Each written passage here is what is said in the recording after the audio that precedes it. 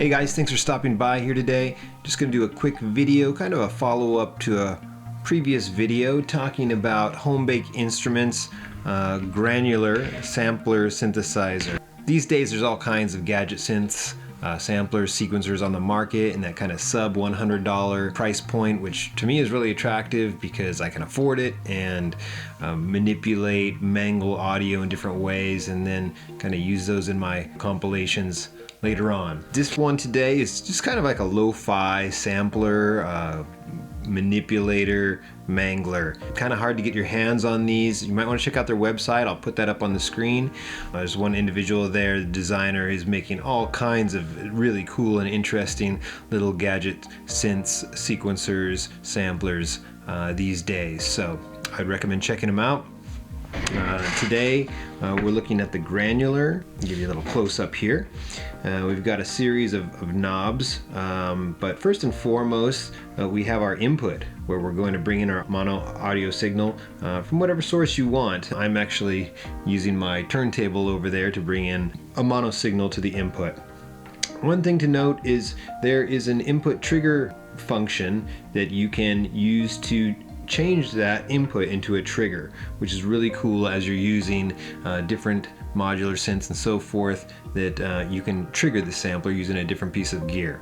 We have our sampling button that's going to monitor our audio source as well as take our sample. The knobs here that are going to set our start and end point of our sample, as well as our loop length of our sample.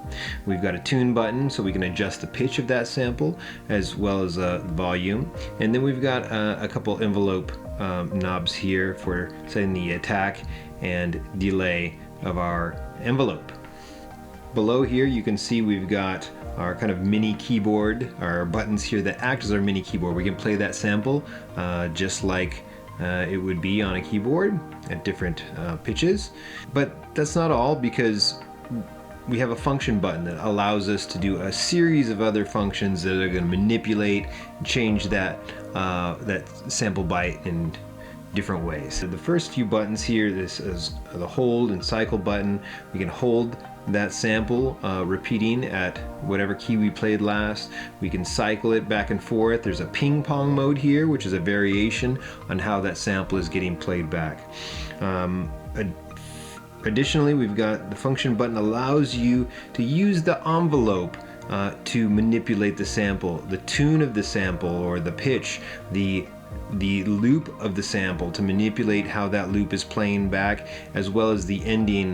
We have our initialize button. Sometimes you get really far out there and you just got to kind of wipe the slate clean and reset everything.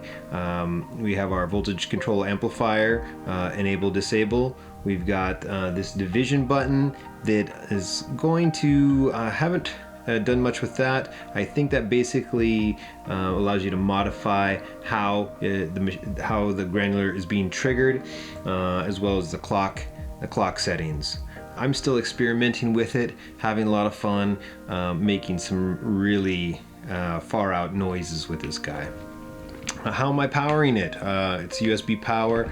I'm just using one of these little battery packs you might use for charging phones. Literally, you could stick them in your pocket and have a little DAW-less setup if you wanted to. So that's a lot of fun. But yeah, let's go ahead and dig into it and see what kind of noise we can make. We're going to want to monitor our sample with the sample button. So let's get an audio source going.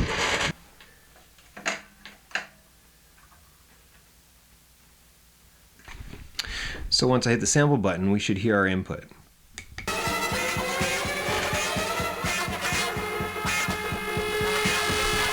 There it is. Let's just grab a bit and see what happens. I heard little horns and some horns in there. It's already pretty lo-fi as it is, right? All right.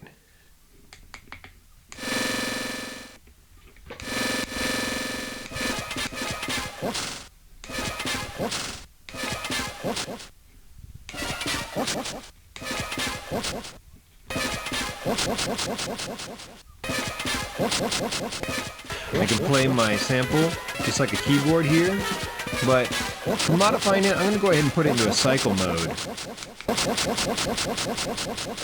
And then I'm going to make some adjustments to my loop, my envelope, and how the sample is being modified with the envelope.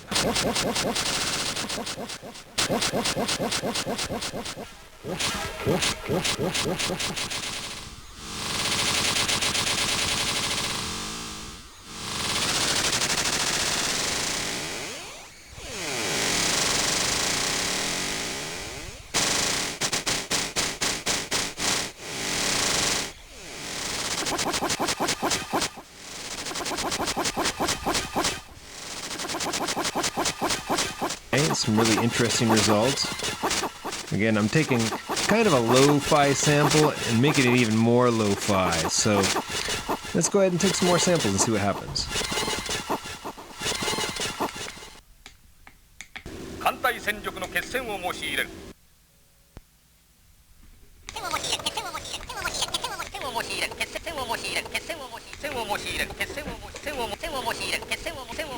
I can easily modify the pitch just by twisting the tune knob.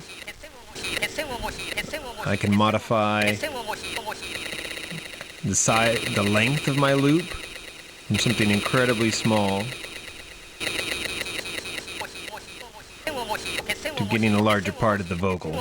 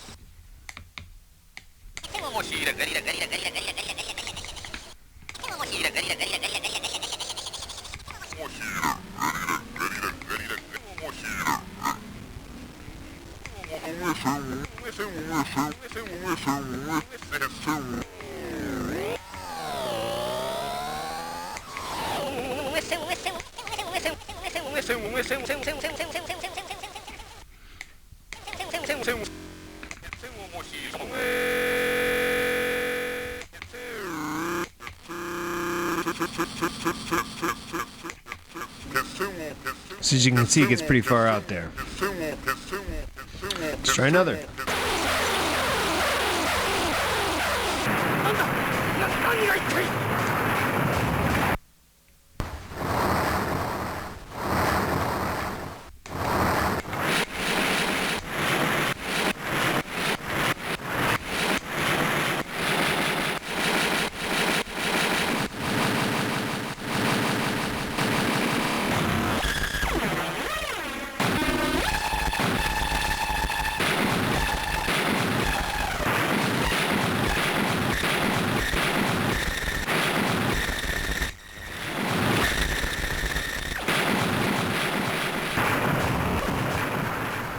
I don't know what sample rate it is sampling at, but it definitely gets you in some bit crusher territory as you get deeper into it.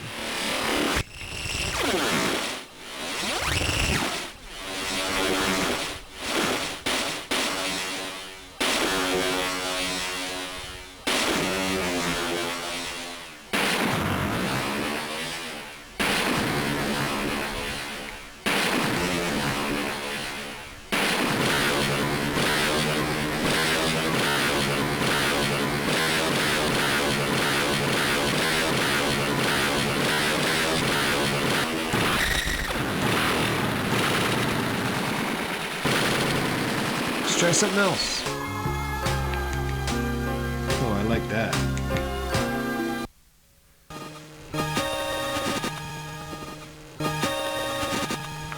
I don't even have to do anything there. That already sounds cool.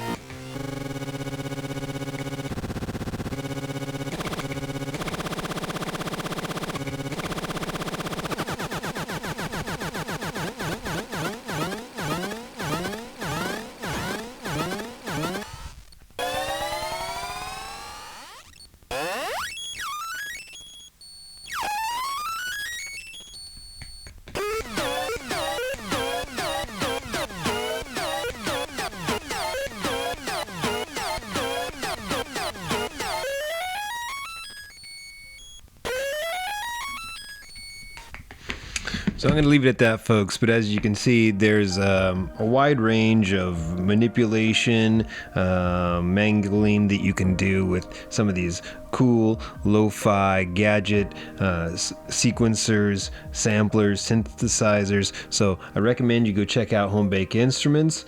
But there's a number of guys that are doing great things out there. Clearly, a Teenage Engineering with their pocket operators, as well as a number of other guys out there doing things to encourage the DAW-less setups and modular type of audio. So anyways, that's it for today. Thanks for stopping by, and hopefully see you soon.